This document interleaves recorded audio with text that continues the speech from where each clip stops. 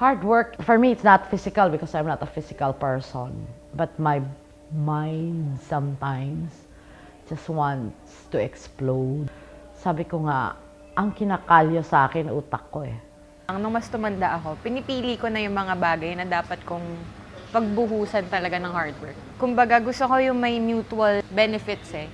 Parang, I will benefit from this person, they will also benefit from me.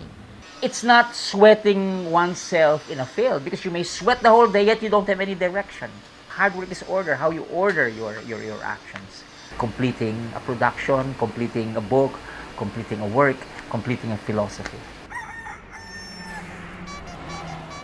Ang araw ng katwiran na sumisikat sa silanganan.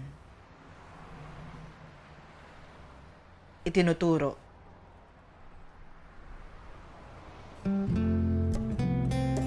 Sa mga matang malaong na bulagan ang landas na dapat tunguhin. Itinuturo ng katwiran magkaisang loob. Itinuturo ng katwiran magkaisang isip. Itinuturo ng katwiran magkaisa na maihanap ng lunas.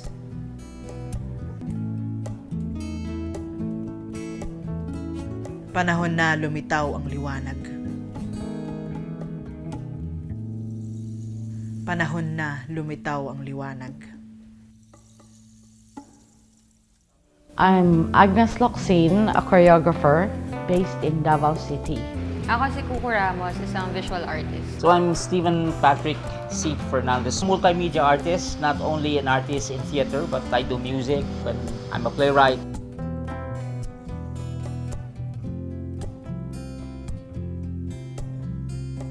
I think that's universal. But we are more multi-talented. Like a friend of mine, painter, writer, yung ganon. Maraming Pinoy na ganon eh. Generally speaking, mga Pilipino, masipag. Madalas kasi yung kunyari kakain ako mag-isa. Yung hobby ko, yung manonood lang ako ng mga taong dumadaan. Besides sa pagiging masipag, masayahin din sila eh, magkasabay yun eh. Ang ganda lang din tignan. Kami nakikita ko nagbebenta ng dyaryo, init na, tapos sila, dyaryo kayo dyan, palamig kayo dyan. Filipinos are more hardworking abroad. Other nationalities, they excel. Hindi ko alam bakit bumabalik dito, nagiging mediocre na naman. I think it has to do with the cultural conditions of easiness, of that very communal, personalized kind of a culture. Ang swerte nila doon, sa abroad, they're supported by the government. Tayo, wala tayong support eh. So, yun na nga, double jobs and everything. Ang masisipag ang mga Pilipinong artists kasi karamihan ng mga kakilala ko, na tulad ko na visual artists, graffiti artists, street artists, they have 2 jobs. Pwedeng yung isa doon, yun yung may regular income ka. This is the challenge for the kids now. And this is where Kasipagan na yun gets in. Kasi maaari kang masipag sa gadgets eh. But you will not go anywhere. The other time you should use for reading, the other time you should use for this. My first concert was when I was 15. I directed our class concert. And after that, natagalan ang next. Pero after experiencing that, putting together a show, hinanap ko. My mom was a hard worker, physical yun siya. She would not stop. Kahit matanda na, hala, walis dito. Parang kasama sa kanya ang movement and thought. Initially, encounter hard work through my dad. Nagapang niya kami makatapos makapag-aral. Nag-overtime siya sa work. Madalas straight shift siya. Mga 2-3 days hindi yun uuwi. From the very beginning kasi we were taught to focus. My father was a forester. My mother was a nurse. And they asked us to plan. We encountered what to us was not hard work, but was a necessity. But I'm not an intellectual, I'm a thinker. That's nice. I like that. I'm a thinker. Yeah, because I stare. I get stuck in a certain position sometimes. So when I'm deep in thought, even my friends are afraid to approach me. Hard work para sa akin, yung process na pagdadaanan mo bago mo maramdaman o makuha yung gusto mo. Para sa akin yun yung hard work eh. I trim it down to my collaborators, my students, those who work with me. We have such a system which we call OKR, Objective Key Results. How young artists, how they use hard work. If they do not get through these steps, this pedagogy, they either don't get cast, they get kicked out altogether. So there is that sense of competition, that sense of push, that sense of allowing them to reach their limits. When I was in college, I was teaching. Kung may turo ka, you have to be here at the time that you are supposed to teach. Your schedule, be it in school, social life, has to go around the schedule of classes. It is your responsibility. Ang pasok ko is panggabi. Freelance project ko is kailangan daytime ko siya binubuo. Disadvantages, physically, syempre, yung pag-drain mo, pag-abuso mo sa katawan mo eh. Advantage naman, yung discipline na ikaw yung magpupush sa sarili mo. Kailangan masipag ka magtrabaho. Alam mo, dahil meron kang anak na pinag-aaral. Meron kang bahay na mini-maintain. Kulang ang sweldo mo eh. Paano ko madadagdagan to? Eto, susulat ako nito. And I think one can complement Kasipagan with the discipline. Kasipagan again is planning.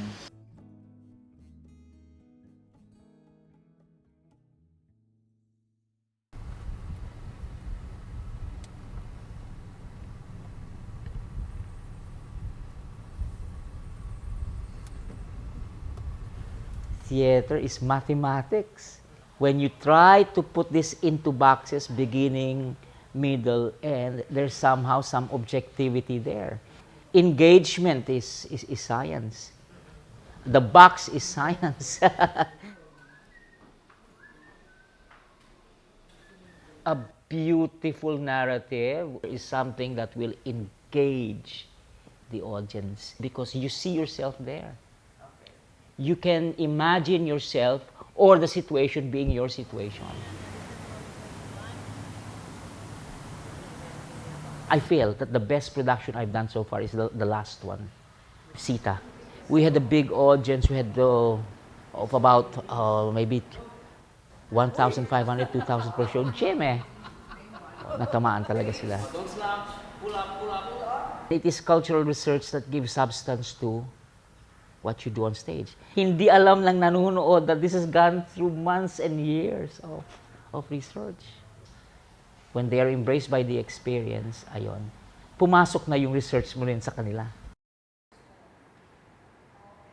Our aesthetic principle in our theater, it's in Visayan but translated, embraced by the experience. It is a circular relationship where the audience is embraced by the whole experience.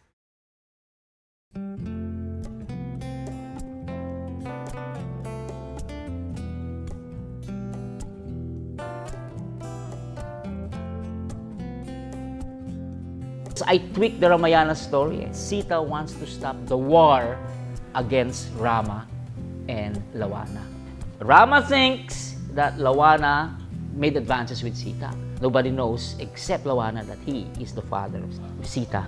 Is my personal favorite because it has a lot of heart.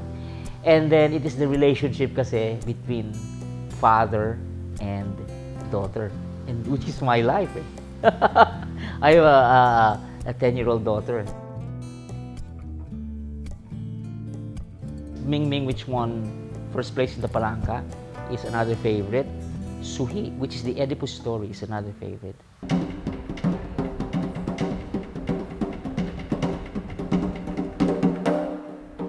Distillation is getting the core of meaning. If you have a material, you take in the the core of the whole meaning and try to recreate this in mediums that we will understand, like music, movement, sound, or text.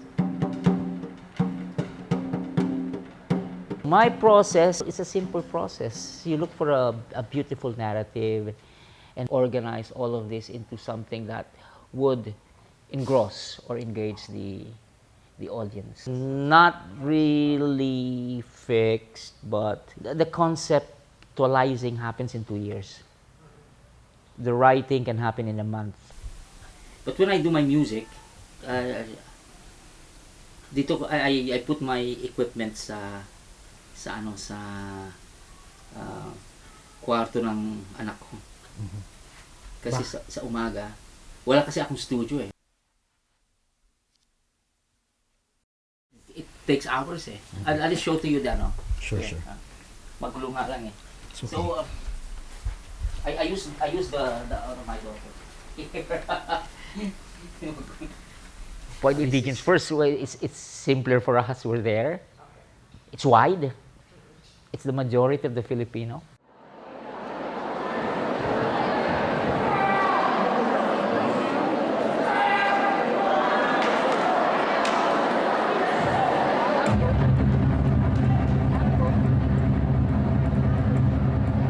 Actually, the minority is the cosmopolitan culture, except that they're the more powerful.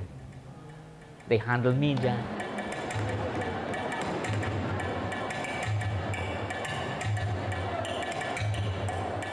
So what we see on TV, we think is Filipino, no? Not knowing that there is a greater indigenous culture out there.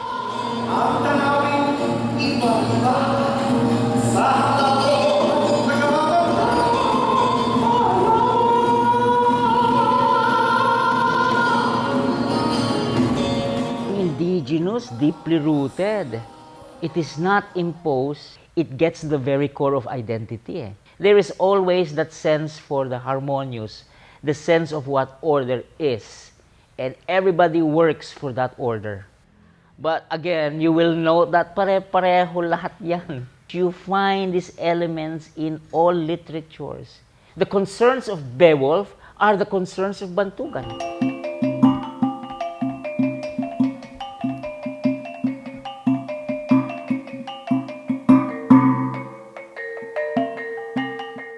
Integrated Performing Arts Guild, IPAG was formally established in 1978. It was co-founded by Ligaya Fernando Milbangsa, who got the Ramon Magsaysay Award last year. 1977, it had a funny name, ITAG, Integrated Theater Arts Group. Our dreams were simple. Let's put a theater in a community that was so sleepy, industrialized, rich, but sleepy.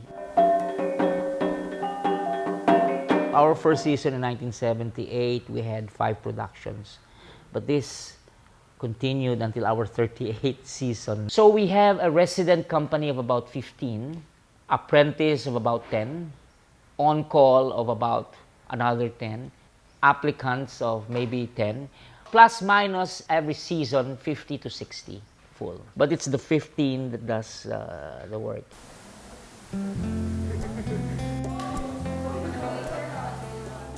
Application is very easy. The only thing needed is interest. They get free books, free tuition, plus the support of the msu-iit. We train them 1 semester to 1 year. If you're cast in any capacity, you become an apprentice. After 1 year, you'll be considered for residency.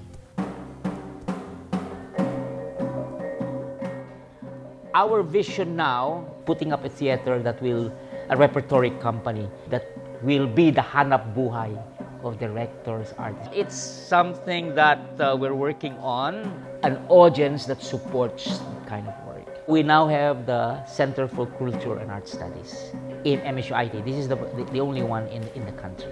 So all of this towards creating an impact in the creative industry.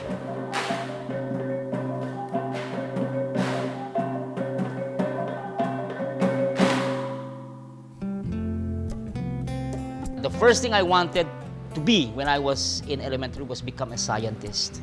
Nakikita ko yung mga kasama ko, kahit mga younger brothers ko, binibilan sila ng mga laruan. Ako, libro ang binibili sa akin. Parang sabi ko, hindi yata ito fair. Daddy was a forester and was assigned in Basilan. Mommy was assigned in Basilan as a registered nurse. They met there. They fell in love there, I suppose. They moved over back to Quezon City.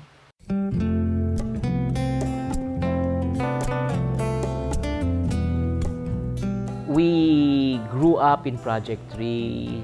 There were 10 of us. We played among ourselves. During brownouts, we had shadow shows. We did a lot of theater among ourselves. Everybody played the piano at home. I was 5 years old when Mommy enrolled me for the first time, Mrs. Del Barrio. My teacher was so strict. It was really classical in the classic sense. I hated everything. This piano here. This was my gift, the gift of my daddy when I was 6 years old, for me to continue playing the piano. During the first quarter storm, 1970, 1971, and I myself was very much involved in activism. The whole family transferred to Marawi because Daddy, during that time, was establishing the first College of Forestry. He is the founder of the College of Forestry of MSU. My transfer to Marawi was a turning point. My realization that Manila is not the center of the world.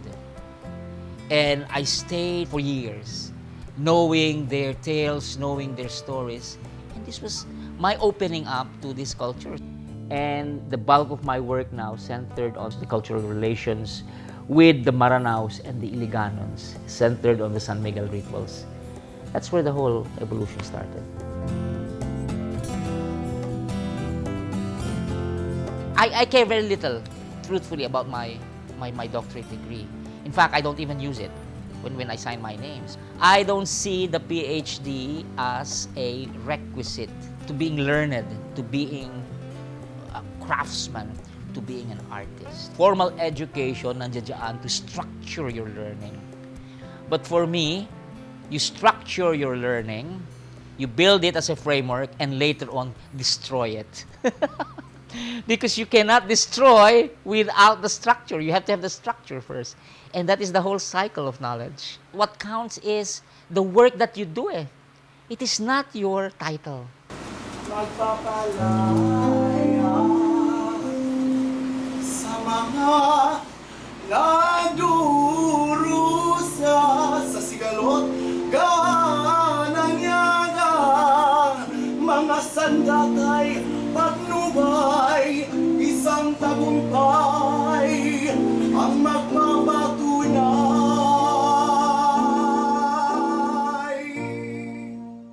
If you talk about mentors, marami akong influences. Ang nagturo talaga sa akin ng pag-arrange when I was a young musician was Francisco Ingles. In theater, it's Anton Juan. Anton Juan for his innovation, for his genius in using symbols. Tony Mabesa for his cleanness in blocking and in choreography. Ligaya Fernando Amilbangsa. Without her, there will be no Pangalay. Without her, there will be no ipag. The other is my mother. May nakaabang ding pag-usap. Mula ngayon, I had the chance to go on a fellowship in the International School of Theater Anthropology by Eugenio Barba, who was a protege of Jerzy Grotowski. I learned a lot from traveling overseas because it gives to you various perspectives, various lenses. Reality is actually an interpretation. And not every reality or every truth that you have is the truth nurtured by you. Nasapat na mabuhay tayo at nakakakain ng ating isda sa araw-araw. Tungkol po ito sa inyo. Mga saring din ba kayo?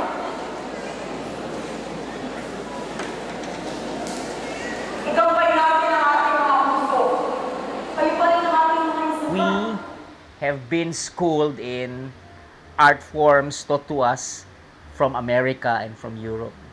So that it was very important for me to see artworks developed also from other parts of the world. In the Philippines, for example, you have a whole trove, a whole wealth of artwork different from that of the West. We have done, with my group IPAG, it's about 100 cities around the world. Demeanor and decorum are very important. They do not see me as Steve Fernandez. They do not see me as IPAG. They do not see me as msu-iit. They see me as Philippines.